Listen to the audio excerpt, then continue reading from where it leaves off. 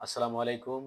এবছর যারা মেডিকেল এবং ডেন্টাল ভর্তি পরীক্ষাতে অংশগ্রহণ করতে যাচ্ছ, প্রিয় শিক্ষার্থীরা, তোমাদেরকে শুভেচ্ছা জানাচ্ছি। আজকে আমি দেখাবো কোষ বিভাজন অধ্যায় থেকে বিগত মেডিকেল এবং ডেন্টাল ভর্তি পরীক্ষায় যে প্রশ্নগুলো এসেছিল, তার মধ্যে খুব ইম্পর্টেন্ট কিছু প্রশ্ন এবং এই প্রশ্নের ব্যাখ্যা সহ উত্তর দেওয়ার চেষ্টা করব। আশা করি তোমরা ভিডিওটা না টেনে দেখার চেষ্টা করবে এবং পুরোপুরি ভিডিওটা দেখে লাইক, কমেন্টস এবং শেয়ার করবে। তাহলে চলো শুরু করা যাক। প্রথম যে প্রশ্নটা এসেছিল যে জেনেটিক ম্যাপ তৈরি করা হয়, এখানে অপশনগুলো থেকে কোনটা সঠিক? প্রথম যে অপশনটা আছে, দেখো, ক্রসিং ওভারের শতকরা হার থেকে, এটাই সঠিক। আমরা ক্রসিং ওভারের যে গুরুত্বটা রয়েছে এই গুরুত্ব লাভ করবো। এখান থেকে একটা প্রশ্ন থাকার সম্ভাবনা বেশি। যে কোনো একটা ইউনিভার্সিটিতে, শুধু মেডিকেল নয়, ইউনিভার্সিটি ভর্তি পরীক্ষার ক্ষেত্রেও এখান থেকে প্রশ্ন থাকতে পারে। সেটা হলো ক্রসিং ওভারের গুরুত্ব। তো ক্রসিং ওভারের অনেকগুলো গুরুত্ব আছে।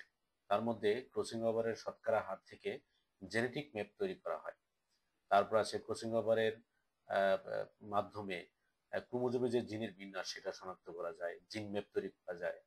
এগুলো হলো ক্রসিং ওভারের গুরুত্ব। আরো আছে যে ফসলের যে উন্নতি, কৃত্রিম উপায়ে ক্রসিং ওভার ঘটিয়ে ফসলের উন্নতি করা যায়। তারপর আছে বাকি যে তিনটা, এর তিনটা একটা সঠিক নয়। ঘতে যেটা আছে, দেখো, মাইটোটিক ইন্ডেক্স, এটা সম্পর্কে আমাদের একটু জানতে হবে। মাইটোটিক্স ইন্ডেক্সটা কি? মাইটোটিক্স ইন্ডেক্সটা হলো যে একটা টিস্যুর মধ্যে যতগুলো কোষ আছে, মোট কোষ এবং বিভাজনরত কোষের যে অনুপাত, অর্থাৎ মোট কোষ এবং বিভাজনরত কোষের অনুপাতটাকেই বলবো আমরা মাইটোটিক ইন্ডেক্স বা এমআই। এমআই দ্বারা প্রকাশ করা হয়। এটার মাধ্যমে যে ক্যান্সার কোষ বা টিউমার কোষ, এটার মাধ্যমেই কিন্তু জানা যায় যে কত দ্রুত বৃদ্ধি পাচ্ছে। পরের প্রশ্ন, দেখো, যে মানবদেহের ক্ষত নিরাময়ে কোনটি অপরিহার্য? মানবদেহের ক্ষত নিরাময়ে অপরিহার্য, এই প্রশ্নটা কোত্থেকে আসছে আগে বুঝতে হবে। এই প্রশ্নটা আসছে মাইটোসিসের গুরুত্ব থেকে। সুতরাং মাইটোসিস মিউসিসের যে গুরুত্ব আছে, গুরুত্বগুলো তোমাদের পড়তে হবে। এখান থেকেই প্রশ্ন আসে। এই চ্যাপ্টারের মূলত এই গুরুত্ব এবং কিছু ধাপ আছে, ধাপ থেকে প্রশ্নগুলো আসে।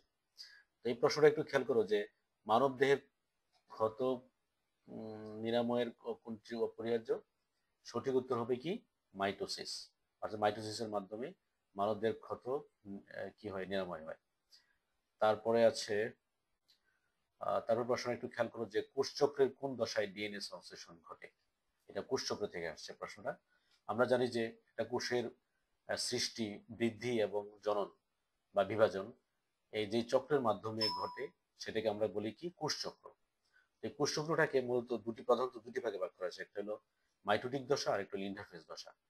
ইন্টারফেস দশাটাকে আবার তিনটা ভাগে ভাগ করা হয়েছে। একটা হলো জি1 দশা, একটা এস দশা আর একটা হলো জি2 দশা।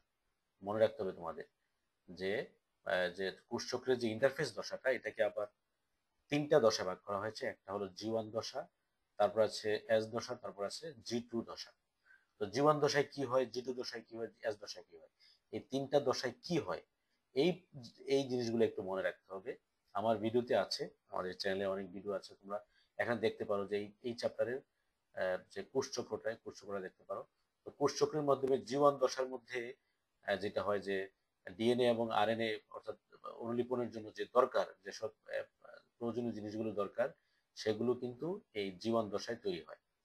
আর জি2 দশায়, তারপরে এস দশা, জি1 এর পরে আসবে এস দশা। এস দশাটার মধ্যে সোজা কথা, এক কথায় যদি বলি, যে এস দশার মধ্যে ডিএনএ সংশ্লেষণ হয়, অর্থাৎ ডিএনএ রেপ্লিকেশন হয়। মনে রাখতে হবে যে এই এস দশায় ডিএনএ সংশ্লেষণ ঘটে থাকে। আর জি2 দশায় হলো মাইক্রোটিউবিউল সৃষ্টি হয়। হ্যাঁ, এটা মনে রাখতে হবে যে জি2 দশায় মাইক্রোটিউবিউল সৃষ্টি হয়। একটা সেন্ট্রোসোম থেকে দুইটা সেন্ট্রোসোম তৈরি হয়। এটা হলো জি2 দশায়। তাহলে সঠিক উত্তর কোনটা? এস দশায়। আর এম দশায় তো জানো, এম দশা হলো মাইটোটিক দশা, অর্থাৎ বিভাজন দশা, যেটার মধ্যে আছে কি? প্রোফেজ, প্রোমেটাফেজ, মেটাফেজ, অ্যানাফেজ এবং টেলোফেজ, অর্থাৎ বিভাজন দশাটাকে বলা হচ্ছে এম দশা। পরের প্রশ্ন আমরা চলে যাব। পরের প্রশ্ন একটু খেয়াল করো যে কোন প্রক্রিয়ায় নিউক্লিয়াসের বিভাজন হয়? নিউক্লিয়াসের বিভাজনকে আমরা বলি কি? কেরিওকাইনেসিস। কেরিওকাইনেস শব্দের অর্থ হলো নিউক্লিয়াস, কেরিয়ন। তো এই কেরিওকাইনেসিস বলতে বুঝবো আমরা নিউক্লিয়াসের বিভাজন। আর সাইটোকাইনেসিস কথার অর্থটা কি? সাইটোকাইনেসিস কথার অর্থটা হলো সাইটোপ্লাজমের বিভাজনকে বলা হয় সাইটোকাইনেসিস। আর মেটাকাইনেসিস শব্দের অর্থটা কি? মেটাকাইনেসিস শব্দের অর্থটা হলো যে মাইটোসিসের যে মেটাফেজ যে পর্যায়টা আছে, তোমরা ওখানে দেখবা যে মেটাফেজ পর্যায়ে ক্রোমোজোমগুলো বিষুবীয় অঞ্চলে এসে অবস্থান করে। হ্যাঁ, একই সরলরেখা বরাবর। এই যে বিষুবীয় অঞ্চলে এসে যে অবস্থান করা, সেটিকে বলা হচ্ছে মেটাকাইনেসিস। তাহলে আমাদের সঠিক উত্তর কোনটা? ক্যারিওকাইনেসিস হলো নিউক্লিয়াসের বিভাজন, আর সাইটোকাইনেসিস হলো সাইটোপ্লাজমের বিভাজন। এই দুইটা আহ, এই দুটো খুবই এই শব্দ দুইটা খুবই ইম্পর্টেন্ট।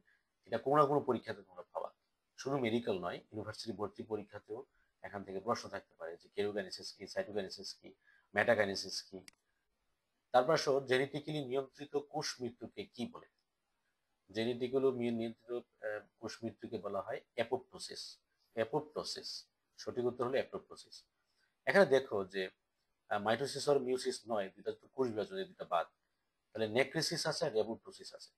নেক্রিসিস হলো যে পুষ্টির অভাবে, পুষ্টির অভাবে বা অন্য কোনো বিষাক্ত পদার্থের কারণে যে যদি কি হয়, পচন ধরে বা আহ, যেটা কোষের মৃত্যু হয়, সেটাকে বলা হচ্ছে নেক্রিসিস। আর অ্যাপোপ্টোসিসটা হলো জেনেটিক্যালি যেটা নিয়ন্ত্রিত কোষের মৃত্যু, সেটাকে বলা হচ্ছে অ্যাপোপ্টোসিস। তাহলে সঠিক উত্তর হলো অ্যাপোপ্টোসিস। মিউসিস কোষ বিভাজনের কোন উপপর্যায়ে কায়াজমা তৈরি হয়? এটা খুবই ইম্পর্টেন্ট প্রশ্ন। এই যে এই প্রশ্নটা, এটা বিভিন্নভাবে আসে, যেমন ক্রসিওভার কোথায় হয়, কায়াজমা তৈরি হয় কোথায়। কত যে পরীক্ষাতে আসছে এই প্রশ্নটা। তোমরা যদি আহ, প্রশ্নের ব্যাংক দেখো, দেখবা যে ওখানে আহ, অনেক পরীক্ষাতে আসছে, অনেক ইউনিভার্সিটি মেডিকেল ভর্তি পরীক্ষাতে অনেকবারই আসছে যে কোন উপপর্যায়ে কায়াজমা তৈরি হয়, কোন উপপর্যায়ে ক্রসিওভার হয়। এই দুইটা প্রশ্ন। সঠিক উত্তর হলো প্যাকাইটিন। প্যাকাইটিন উপপর্যায়ে কোষ বিভাজনের, অর্থাৎ মিউসিস এক কোষ বিভাজনের প্যাকাইটিন উপপর্যায়ে কায়াজমা তৈরি হয় এবং ক্রসিং ওভারও হয়ে থাকে। আমি এখানে তিনটা তিনটা ছয়টা তোমাদের প্রশ্ন নিয়ে আলোচনা করলাম। তো আমি একটু প্রশ্নগুলোর সাথে কিন্তু বলেছি যে কোন কোন কোথা থেকে আসছে, এই প্রশ্নটা কোন জায়গাটা থেকে আসছে। তো যেখান থেকে, যে টপিক্সটা থেকে আসছে, ওই টপিক্সের সবগুলো অংশই তোমরা পড়ার চেষ্টা করবে। যেমন আমি এখানে বললাম যে উপপর্যায়ে কায়োজমা তৈরি হয়, কোন উপপর্যায়ে? এখান থেকে প্রশ্ন হতে পারে যে কোন উপপর্যায়ে ক্রসিং ওভার হয়, সেটা একটা প্রশ্ন তৈরি হতে পারে। আবার হতে পারে জেনেটিক্যালি নিয়ন্ত্রিত কোষ মৃত্যুকে কি বলে। জেনেটিক্যালি না হয় যদি বলা হয় নেক্রিসিস কি, নেক্রিসিসটা জানতে হবে, অ্যাপোপ্টোসিস জানতে হবে। তারপরে নিউক্লিয়াসের বিভাজনকে বলা হচ্ছে কেরিওকাইনেসিস। তাহলে সাইটোকাইনেসিস কি, মেটাকাইনেসিস কি, আমাদের এগুলো সবগুলো জানতে হবে। ইন্টারকাইনেসিস কি, এগুলো সবগুলোই জানতে হবে। তাহলে আমি এখানে যে 6টি প্রশ্ন দেখিয়েছি, এই 6টি প্রশ্নের সাথে যদি ব্যাখ্যা সহ এবং এই প্রশ্নটা কোন টপিক্স থেকে আসছে সেইগুলো যদি পড়ো, তাহলে দেখা যাবে যে এই অধ্যায়ের অনেকগুলো প্রশ্নই তোমরা পড়া হয়ে গেছে। তো আজকে এই পর্যন্তই। ভিডিওটা যদি তোমাদের ভালো লাগে, লাইক, কমেন্ট এবং শেয়ার করবা।